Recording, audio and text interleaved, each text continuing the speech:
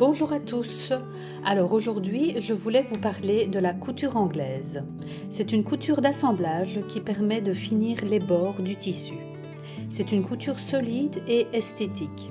Le rendu est aussi beau et net sur l'envers que sur l'endroit. Elle peut être utilisée dans les vêtements non doublés, dont les coutures seront donc apparentes sur l'intérieur du vêtement.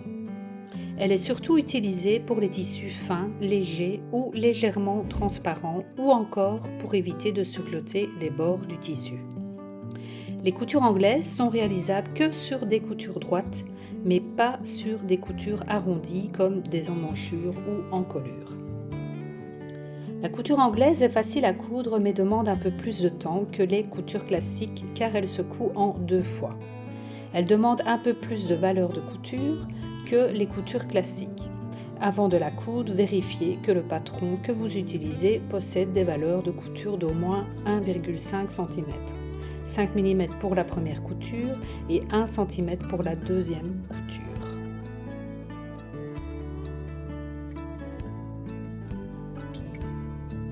La couture anglaise se réalise en 2 coutures. Pour effectuer la première couture, positionnez les 2 parties de tissu à assembler bord à bord et envers du tissu sur envers du tissu. Épinglez le bord des tissus pour maintenir les 2 éléments en place.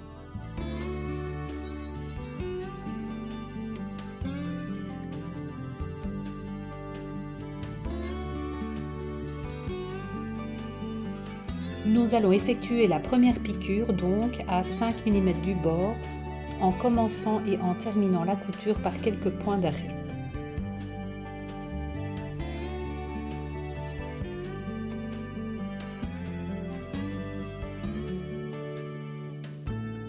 N'oubliez pas de bien couper vos fils à la fin.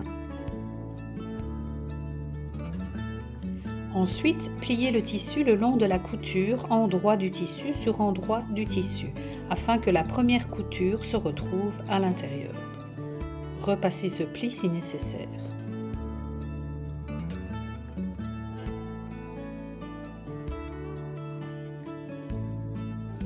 Épinglez le pli et piquez à 1 cm du bord en commençant et en terminant la couture par quelques points d'arrêt.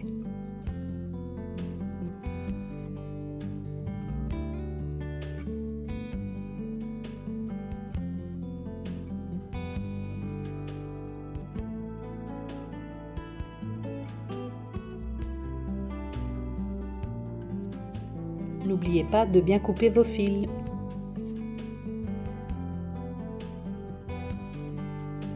Vous pouvez ensuite repasser votre couture pour lui donner encore un meilleur rendu.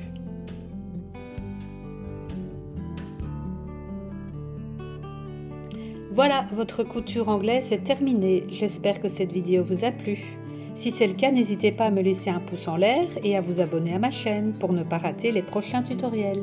À bientôt!